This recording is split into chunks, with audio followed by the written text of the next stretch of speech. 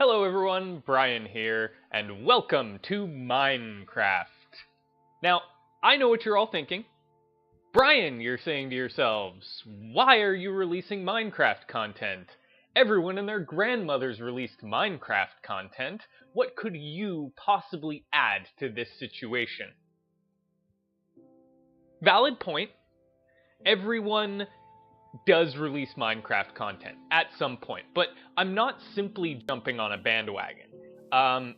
The reason I'm playing Minecraft is because I feel like it can add something to what I want for my channel. Not necessarily because Minecraft in and of itself is the only game that could add that to my channel, but because it's a perfect example of what I want for my channel. Now, before I get into all of that, I'd like to just acknowledge that the reason I started playing Minecraft in the first place is because of Markiplier's Drunk Minecraft series. Prior to that, I had, confession time, I had actually avoided playing Minecraft. Which is strange, because I'd always thought of myself as a very open-minded gamer. I was always willing to give a game a chance, regardless of whether or not I felt that that game had any merit in and of itself. But when Minecraft came out and I saw what a huge phenomenon it was becoming, I shunned it.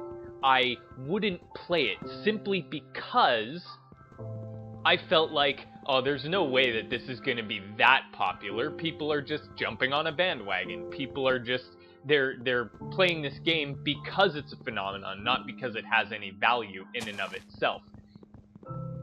And so I avoided it.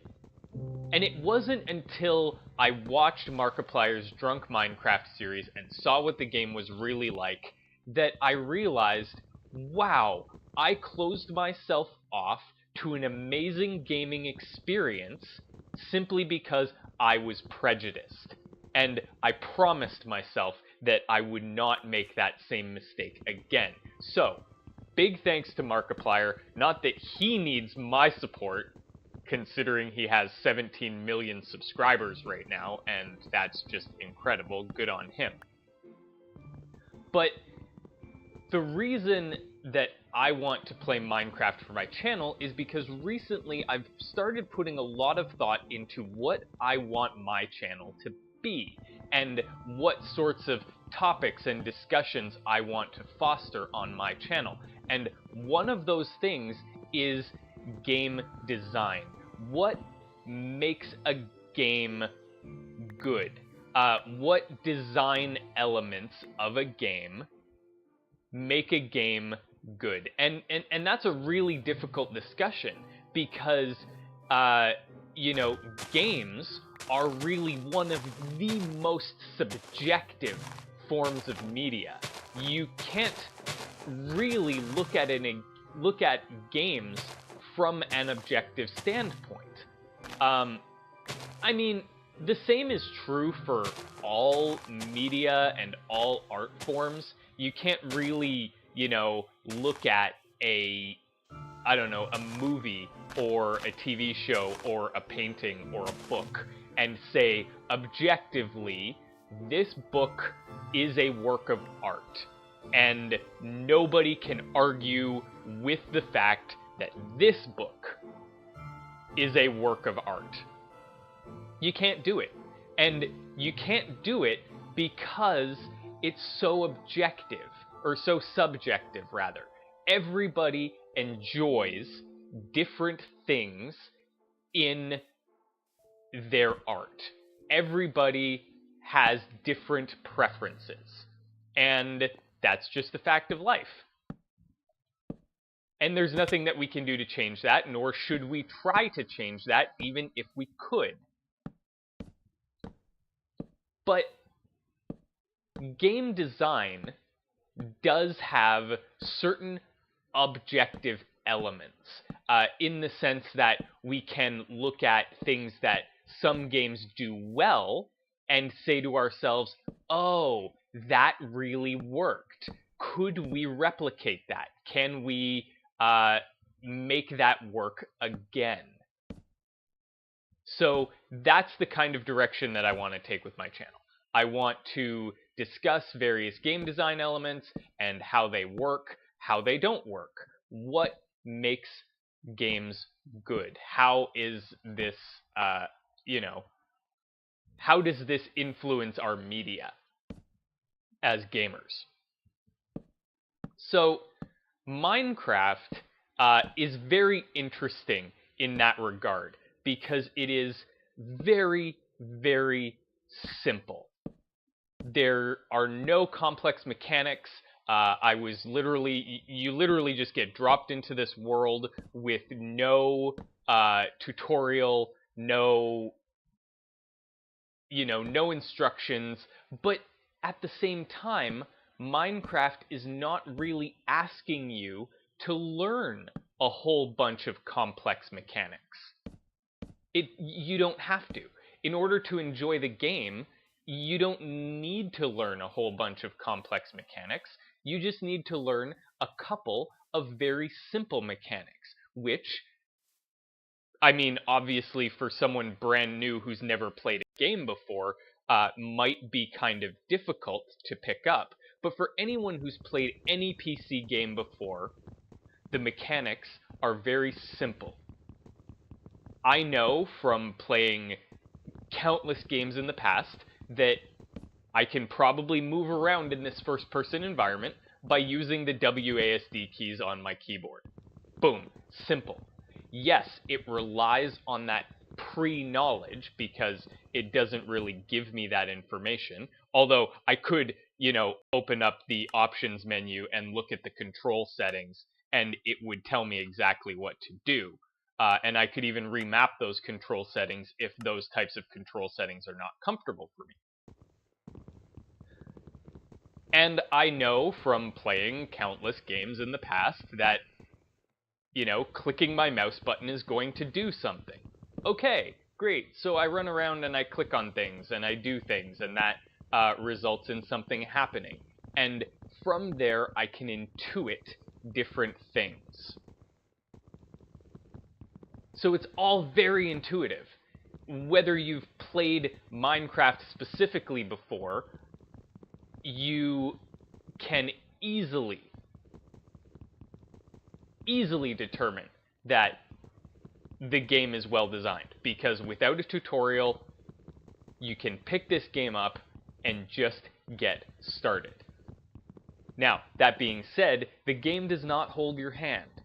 It's not the kind of game that you just jump into and expect to be perfect at immediately. You have to understand that there is a learning curve. I have played quite a bit of Minecraft on my own, and so I know a fair amount about it. I know how to do a number of different things. I know, a bunch of recipes in the game off the top of my head. I know how different blocks interact and the different things that I can do with them. I know that I have to hurry up and build a shelter before nightfall because otherwise I'm going to be eaten by zombies. But beyond that, I'm not going to say that I'm perfect at this game, because I'm not. I'm not the best Minecraft player in the world, which again brings us back to that, that point I made. What could I possibly add to this situation? And the answer is maybe nothing. Maybe I can't add anything to the situation. But I want to play it anyway because I want to be able to talk about that game design stuff. And one of the first things that I think is really interesting about this, and actually is something that I've dealt with, online on message forums and on Quora in the past, is the idea of cheating and hacking in games. So I'd like to very quickly define those two terms in the context of games, and I'd like to point out that I am simply talking about single-player games that you have legitimately purchased. Okay, so single-player games that you have legitimately purchased, what constitutes hacking and what constitutes cheating? So, hacking involves changing the game's code in such a way that the game behaves in any way other than intended by the developer. So, for instance, in Minecraft, when you are playing on survival mode, you can see down here, I have a health bar, I have a hunger meter. Those 2 meters decrease or increase based on certain conditions. If I went outside right now, you can... Yeah, there it is. You can hear the monsters outside my door. Hopefully, I'm safe inside my little shelter here. But I should be safe inside. But if I went outside and got attacked by a zombie, or a spider, or a skeleton, or whatever it is out there that's trying to get in and kill me, my health bar would go down. So that's a function of the game. That's a mechanic, health. If I went out and wrote a hacking program, a program that, say, a memory editor like Cheat Engine, if I went out and I used Cheat Engine to find the memory address of my health bar and change the values so that my health bar never decreased, that would constitute hacking. There are countless third-party applications available for every single game you could possibly imagine that will allow you to hack a game. So that's hacking. So what's cheating? Cheating, at least my definition of cheating, is when the developer of the game either intentionally or unintentionally leaves something in the game that allows you to accomplish the same goal as hacking. Examples of this are console commands. So lots of games have a command console, a developer console, a debug mode that allows you to access what are essentially developer features. So when developers are programming a game, they will often put in command functions or codes that allow them to modify specific aspects of the game. For instance, let's say the developer wants to test out a new, I don't know, they want to test out a new game mechanic.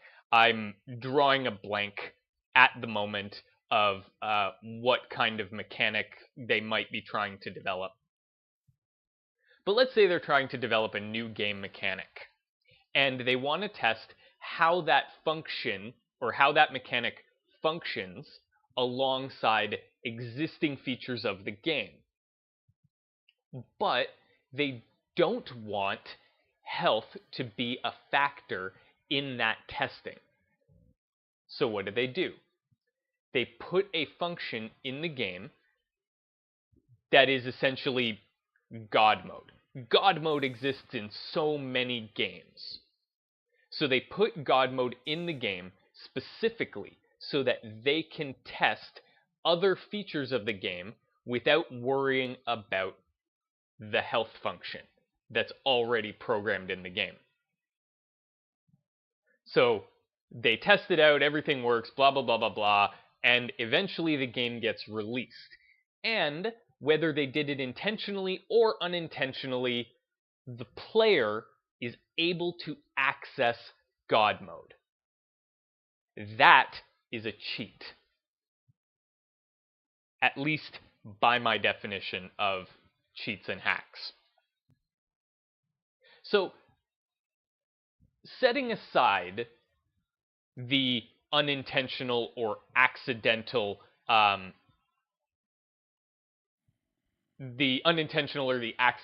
releases of games that still have these cheats in them. Because I'm sure that happens. I'm sure that, a game gets released and the developer was like, oh crap, I left all those God mode functions in there. Whoops, that's a mistake, but there's nothing I can do about it now because the game's already been released. Unless, of course, I patch it out later. But setting those unintentional things aside, why would a developer intentionally leave something like that in? A perfect example of this are Bethesda games, Fallout 3 and Fallout New Vegas. Let's take those two specifically, because we know that the console commands were left in those games intentionally. How do we know that they were left in intentionally? Well, they were left in Fallout 3. There are command console functions. You can give your player God mode. You can give your player any item in the game. You can spawn any enemy that you want. Those console commands exist in Fallout 3. Fallout New Vegas uses almost the exact same engine as Fallout 3. It might even be the exact same engine or a slightly improved version of the same engine. So if the console commands were left in Fallout 3 accidentally or unintentionally, why do they also exist in Fallout New Vegas? You'd think that if it was an accident that it happened in Fallout 3, Bethesda would just be like, well, that was a mistake. When we release Fallout New Vegas, we got to make sure to take those commands out. Saying that it was unintentional both times? I'd say that's highly unlikely. You'd have to have a serious suspension of disbelief at that point to believe that they'd make the same mistake twice. So, clearly, they left them in intentionally. But why? Why might a developer choose to leave cheats in their game? My theory on that is that they leave them in the game to allow their players to experience the game the way they want to. I mean, there's a lot to be said for the other side of the argument, that a developer is releasing a specific experience, that they have crafted this experience in a specific way to tell a specific story, to evoke specific emotions in their players. And allowing the players to change the way the game functions is detrimental to telling that story, to creating that experience. Because if the player can just do whatever they want and give themselves any items that they want, and give themselves unlimited health, and give themselves unlimited ammo, doesn't that destroy the experience that the developer was trying to create? Maybe. Maybe it does. Maybe it doesn't. But by giving the player the chance to play the game the way they want to, you're suddenly opening up a whole new market for your games. Because, casual gamers will get into, a hardcore, story-rich environment like the Fallout universe, and maybe all they want to do is experience the story. They want to go through the missions, and they want to talk to all the people, and they want to, figure out what's going on, and they want to explore different options throughout the storyline. Not trying to give away a whole lot of spoilers for Fallout New Vegas, for instance. But let's say that you get into the game and you play through the game, and you follow the storyline for the New California Republic. So you play through the entire game, you solve the whole thing, you beat the game, you get the New California Republic ending, and then you think to yourself, well, what about the other choices? What about those choices that I missed? I want to go back and I want to play the game again. and, you know, maybe side with Caesar's Legion, but I don't really want to go through all the trouble of leveling up and, you know, doing all the missions, and I just want to run through the story, but then I don't want to get killed at the end because I'm not strong enough. Enter cheating.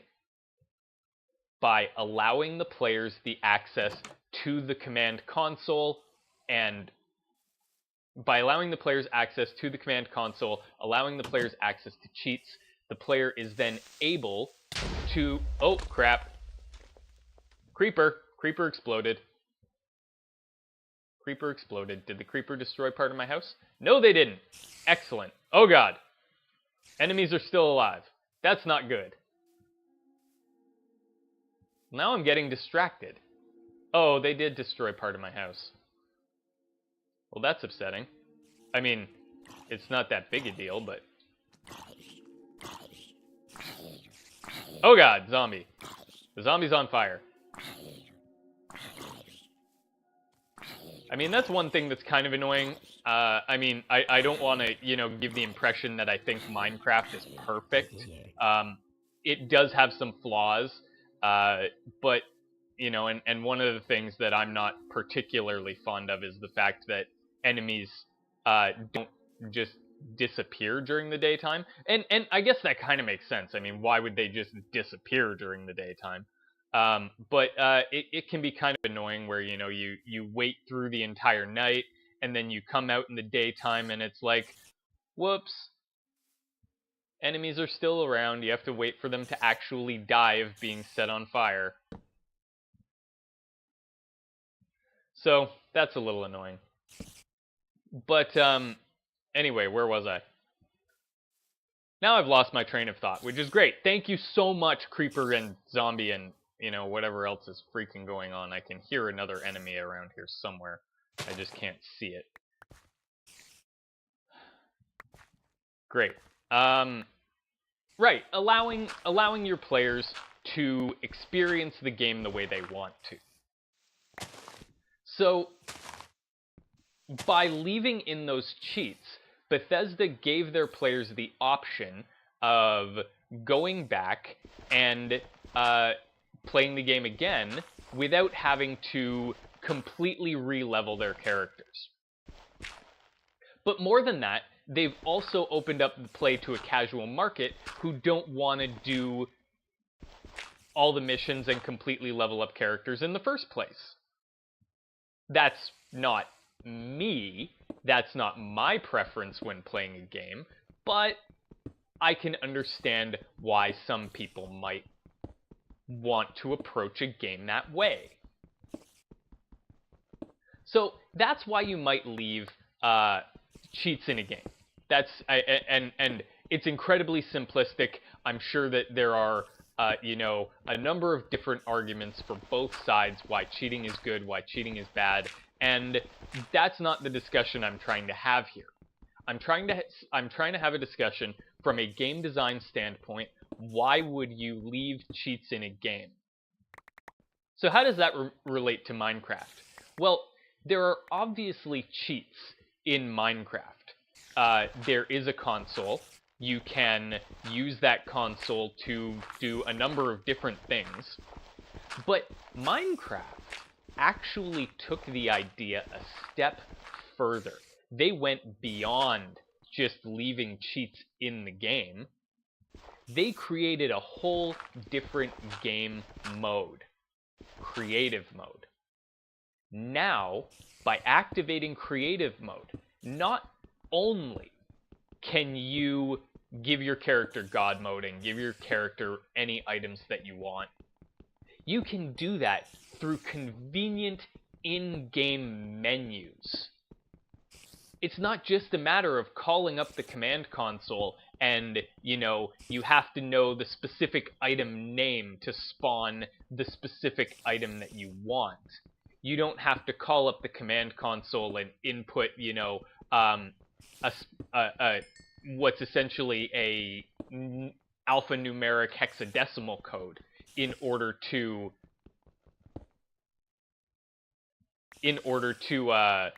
get the items that you want, or spawn the creatures that you want, or, do whatever it is that you want to do with your cheats. No. With Minecraft's creative mode, which I may explore later on in this playthrough. Right now I'm just on standard survival mode. Although I did leave cheats active so that if I decide to go back and try creative mode later on, I can do that without having to completely restart the game. But yeah, with Minecraft's creative mode, you can do anything you want. You can literally experience Minecraft however you want to experience it. Maybe you like the survival mode, this mode that I'm playing on now, which you literally have to go out, and if you want the materials to build a house like I've built, you have to go out and you have to cut down all the wood to make that house. You have to I don't know, if you want to survive, you have to go out and find food in order to fill your health bar. And you have to, do any number of different things in order to survive in the Minecraft world.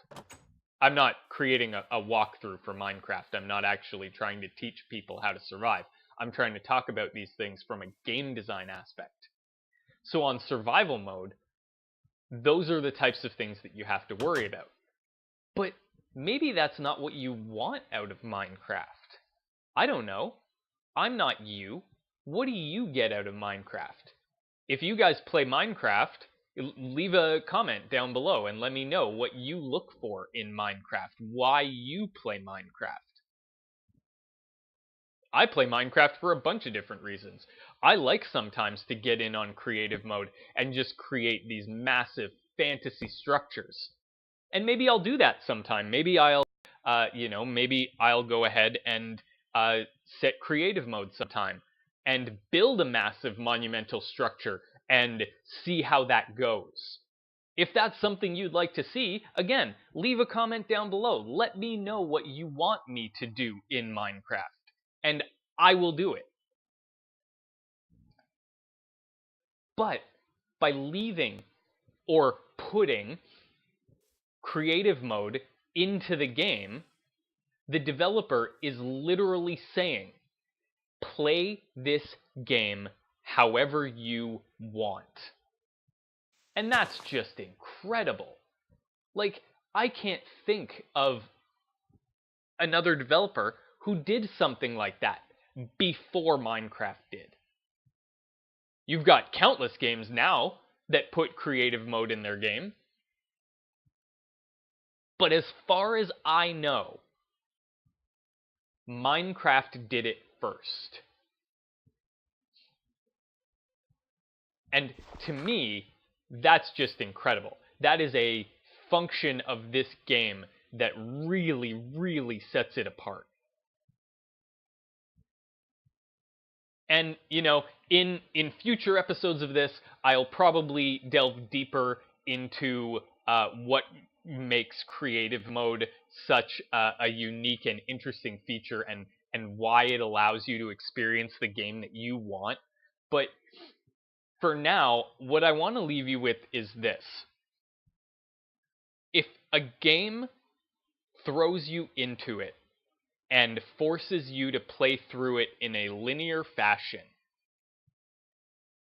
they are telling you something.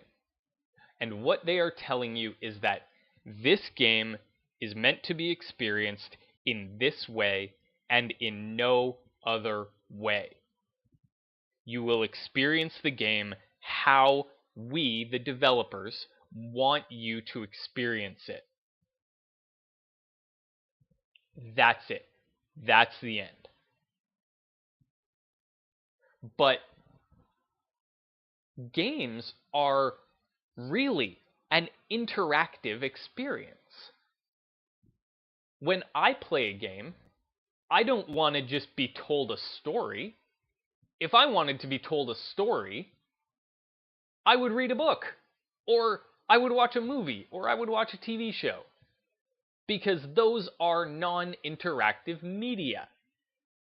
You don't get the chance to do what you want in the game. Treating a game's player as an audience is the wrong way to go. Now, I'm not saying that every game has to give its player complete agency, because that would be nearly impossible. Even Minecraft doesn't give you complete agency, but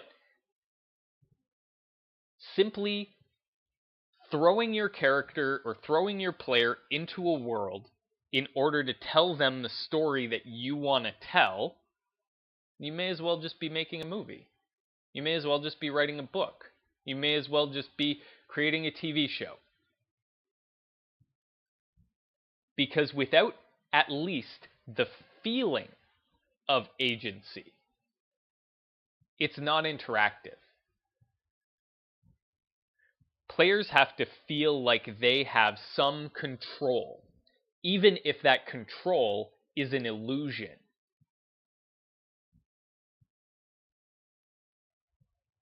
But I've gone on about this enough.